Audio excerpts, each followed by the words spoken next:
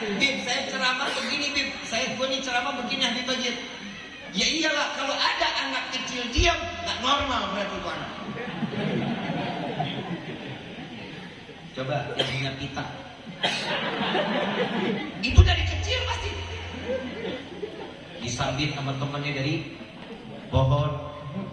Kadang sok kebal, ayo sundul. Melempar pas nancep yang tajam lagi, kan lumayan. Yang namanya anak kalau kecicilan wajar. Ibu ngasih makan, ibu orang tua kita nih ngasih makan kita demi Allah, ridho, capek dari pagi sampai sore, ridho, nyuci, ngepel, nyapu, nyetrika, ngejemurnya, ngambil jemurannya. Bapak mah kerja, nyari rezeki yang banyak. Seorang ibu luar biasa Pak. Kita nggak bakal bisa ngalahin tenaganya seorang perempuan, kita nggak bisa. Betul-betul. Perempuan ini nomor satu, Pak. Setiap negara pasti punya ibu kota, Pak. Kalau saya bilang setiap kepala negara pasti punya ibu, itu baru itu negara. Kan saya bilang tiap negara punya ibu kota. Nah, itu cerdas kan? Ada nggak bapak kota? Nggak ada bapak kota. Contoh, bapak tiri ada, Bib. Bapak tiri ada, Habib Nizar. Kita doain semoga Habib Nizar panjang umur. Amin. Hamsin dapat Habib Nizar nih, I love you so much sudah. Ini saya kalau udah ngelihat beliau nih gerbang pintu surganya Allah. Amin. Ini kalau udah ngelihat beliau nih senyumnya, ya Allah. Ini jantung hati nih rontok. Ibu bapak yang dirahmati oleh Allah, setiap manusia, ibu punya kewajiban, bapak punya kewajiban. Yang namanya perempuan kita nggak bisa ambil tenaga kayak perempuan, nggak bisa. Contoh, bapak paling lama gendong anak berapa lama sih? Berapa lama? 1 jam. Sehari. Berapa? 10 menit. 10 menit, 5 menit kiri, 5 menit kanan. Betul? Dia perempuan 9 bulan digendong. Ke pasar ngikut, kondangan ngikut, gosip ngikut. Betul? Kemana aja? Pernah ngeluh? Sering. Ini pilihnya mana nih? Ngeluh boleh karena manusiawi. Setiap perempuan itu kelemahannya satu, karena semuanya dengan perasaan. Wajar kalau laki-laki akalnya 9, berusaha untuk selalu berbohong untuk menutupi kebohongan. Betul nggak?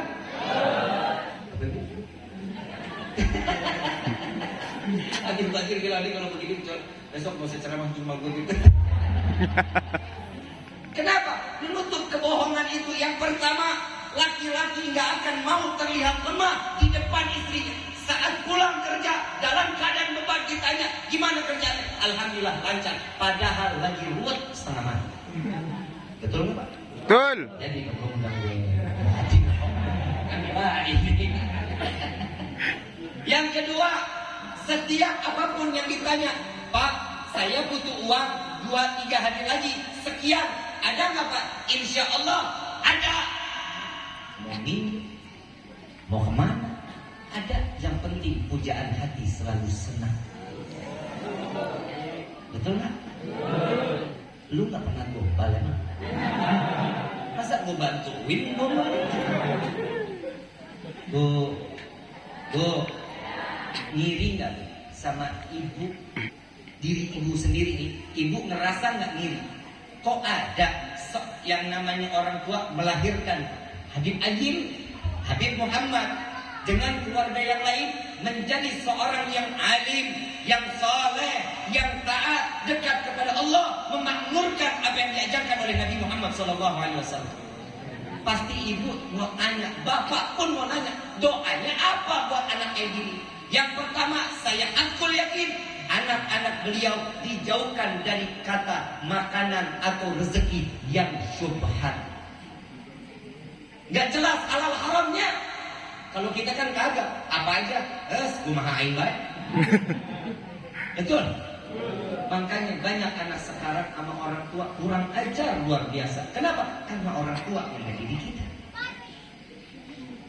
Ibu bapak yang dirahmati oleh Allah, kita terlahir ini tugasnya cuma satu. Kita mencari keberkahan di dalam hidup kita. Kalau dua keberkahan ini sudah ada di dalam tangan kita, sudah kita dapati, insya Allah dunia akhirat Allah kasih kesenangan buat kita. Yang pertama, keberkahan di dalam kehidupan kita adalah orang tua. Gak ada doa kita, ibu sekarang bapak di sini ada rezeki nggak di depan? Ada nggak? Walaupun aqua ada nggak? Itu rezeki bukan? Itu doa siapa itu bapak dapat rezeki yang kayak ada di depan bapak sekarang sama ibu? Belum tentu doa kita. Bisa jadi doa orang tua kita sekarang kita baru dikabulin sama Allah.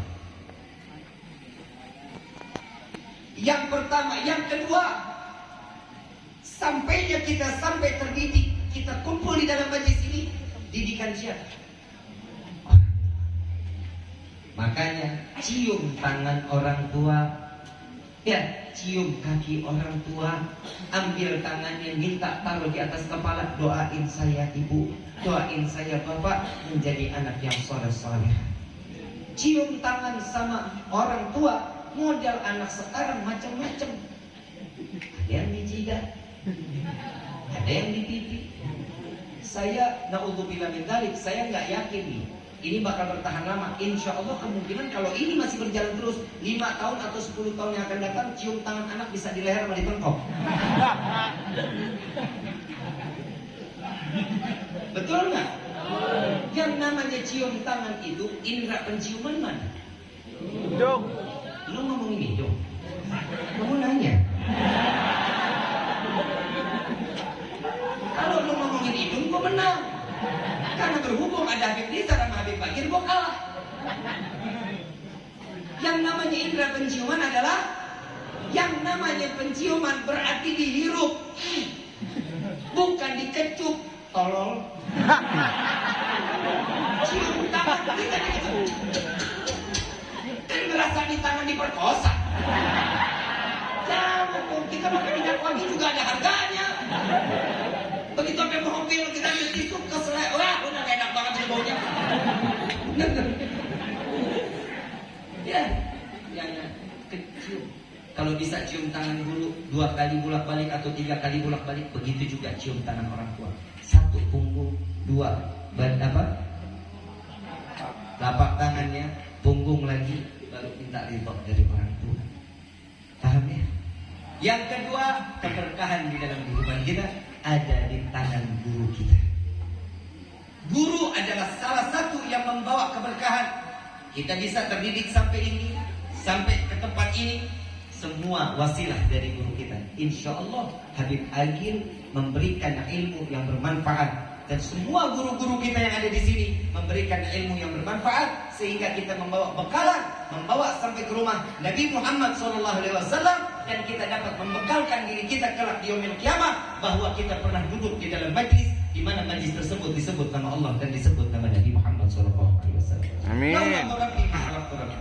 Kalau bukan karena guru-guru kita, kita nggak akan kenal siapa Tuhan kita.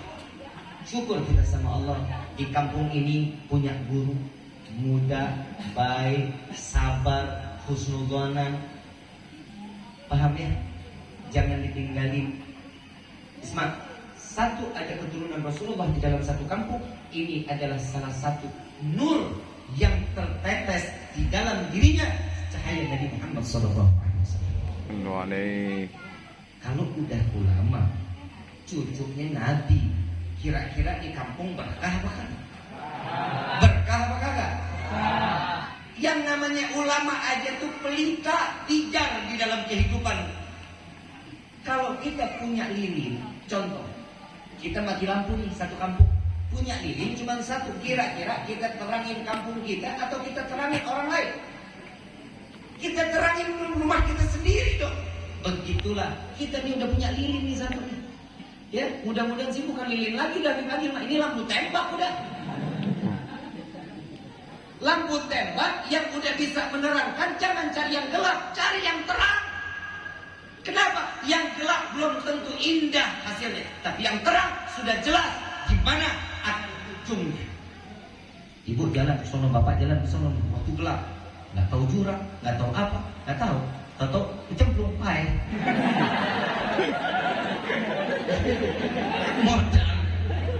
Coba kalau ngelihat terang, di sini ada tembok, iya kelihatan. Kenapa? Oh, jangan lewat sini, muter dah sana deh. Kenapa? Jelas, kelihatan. Nah, sekarang kita sudah tahu, gurunya jelas, keilmuannya jelas, keberkahannya jelas. Buktinya sampai saat ini beliau dengan kecintaannya kepada orang tua, kita semua diajak untuk mengingatkan bahwa diri kita tanpa orang tua tidak ada kehidupan kita di dunia ini. Mudah-mudahan apa yang dihajatkan oleh beliau Allah kabulkan dunia dan akhirat. Amin. Kita lagi kita kepada Allah. Amin. Cabut daripada apa yang dia rasa, apa yang Habib Agil rasa, Allah angkat penyakitnya. Amin. Kesehatan. Amin. Untuk selalu Amin. di jalan yang diridhai oleh Allah. Amin. Rabbal Alamin. Sama-sama kita baca salawat syifa, kita khususin untuk Habib Agil Al-Attas. Mudah-mudahan berkah salawat syifa ini Allah angkat penyakitnya, Allah berikan kesehatan seperti sedia kala. Amin. Rabbal Alamin. Allahumma salli